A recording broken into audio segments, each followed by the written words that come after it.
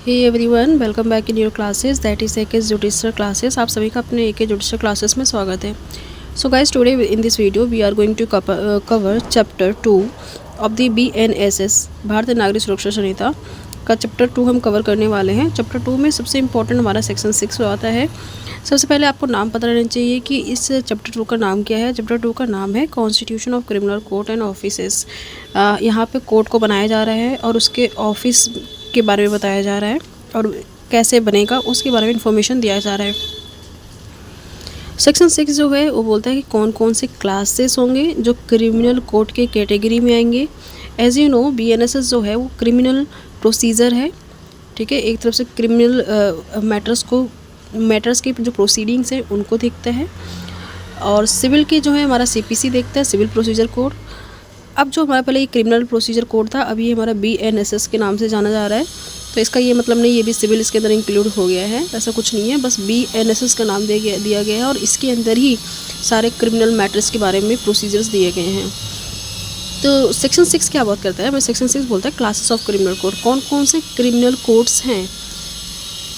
तो इसमें अगर हम इसको रीड करें तो जैसे ये लिखा हुआ है, beside the high court and the courts constituted under any law other than this Sanhita, there shall be in every state the following class of criminal court, namely बोला जा रहा है यहाँ पे क्रिमिनल कोर्ट के जो क्रिमिनल कोर्ट्स होंगे वो सभी इसके अंदर इंक्लूड होंगे जो इस संहिता के अंदर दिया गया है। और साथ में अगर किसी और भी जगह ऐसे स्पेसिफिकली मेंशन किया गया किसी और प्रोविज़न में कि ये क्रिमिनल कोर्ट है तो उसको भी क्रिमिनल कोर्ट कहा जाएगा।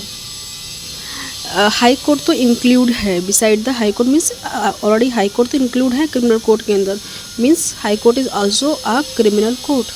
तो criminal court high court plus कौन होगा, कोर्ट ऑफ सेशन होगा। जुडिशियल मजिस्ट्रेट फर्स्ट क्लास का कोर्ट जो है वो भी क्रिमिनल कोर्ट कहलाएगा। और नेक्स्ट हमारा थर्ड है जुडिशियल मजिस्ट्रेट सेकंड क्लास, जो सेकंड क्लास के जुडिशियल मजिस्ट्रेट है वो भी इंक्लूड होंगे। फोर्थ जो है हमारे एग्जीक्यूटिव मजिस्ट्रेट, वो भी क्रिमिनल कोर्ट के अंदर इंक्लूडेड होंगे।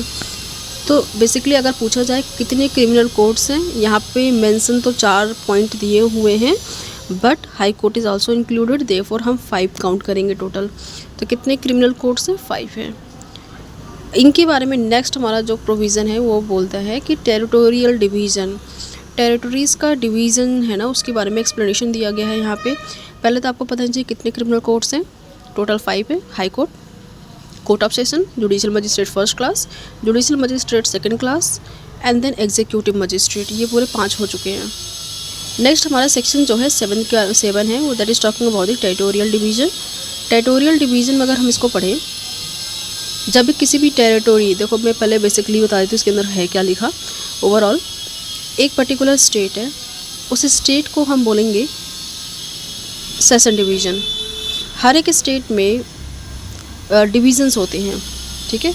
अगर एक छोटा स्टेट है एक ही डिवीज़न हो सकता है, अगर वो बहुत बड़ा स्टेट है लाइक का बिहार एंड यूपी तो उसमें, या महाराष्ट्र, तो उसमें मोर देन 1 डिवीज़न भी हो सकते हैं, ठीक है।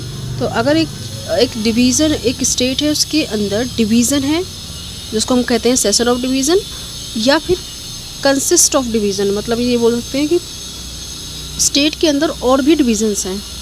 कंसिस्ट मतलब यही रहेगा उन सिंपल सी बात है, एक स्टेट है, उस स्टेट के अंदर डिवीज़न है और उस डिवीज़न को कौन प्रिसाइड ओवर करेगा? Court of session. उस सेशन, वहाँ पे एक कोर्ट ऑफ सेशन बनाया जाएगा, उस पर्टिकुलर डिवीज़न का एक कोर्ट ऑफ सेशन होगा।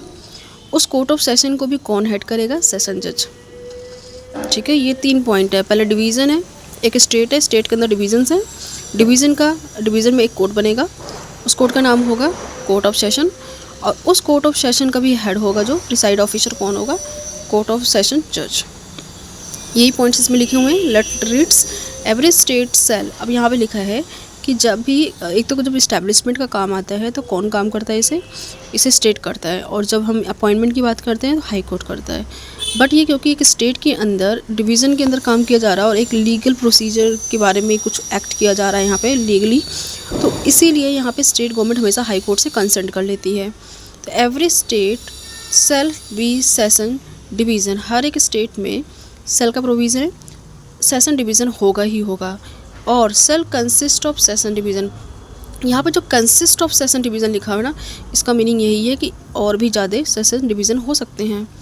And every session division shall for the purpose of this Sanhita be district or consist of district, मतलब डिस्ट्रिक्ट और जितने भी हैं इसके अंदर भी अगर हम जाएंगे तो डिस्ट्रिक्ट्स होंगे और बहुत सारे डिस्ट्रिक्ट्स भी हो सकते हैं। जैसे कि डिवीज़न क्या होगा, डिवीज़न किसका बना होगा, डिवीज़न डिस्ट्रिक्ट्स के ही तो बने होंगे, बहुत सारे डिस्ट्रिक्ट्स होंगे तो उन सबको इंक्लूड करके एक डिवीज़न बनता है। एक स्टेट के अंदर बहुत सारे डिस्ट्रिक्ट्स हैं, उन डिस्ट्रिक्ट को इंक्लूड कर मतलब बहुत सारे कंबाइन करके तो एक पर्टिकुलर डिवीज़न बनता है, वही यहाँ पे बताया गया है।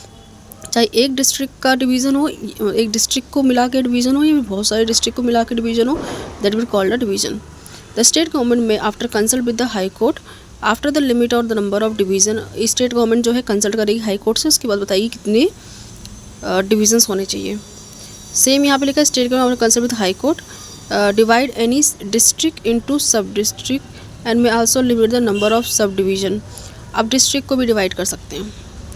अभी एक स्टेट था, स्टेट को डिवाइड किया तो दो डिवीज़न में, दो डिवीज़न के अंदर भी हमने क्या बना दिया है, डिस्ट्रिक्ट। उस डिस्ट्रिक्ट को भी डिवाइड कर सकते हैं फर्दर, यहाँ पे ये बोला गया है, ठीक है। नेक्स्ट फोर्थ क्लॉज बोला है द सेशन डिवीज़न, डिस्ट्रिक्ट और सब डिवीज़न।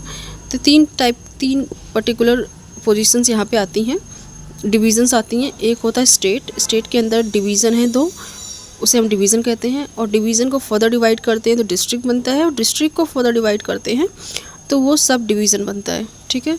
ये तीनों पॉइंट के बारे में बात किया है।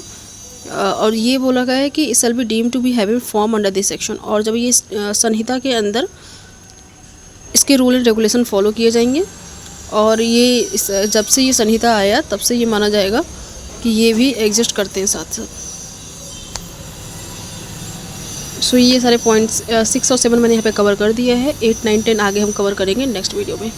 थैंक्स।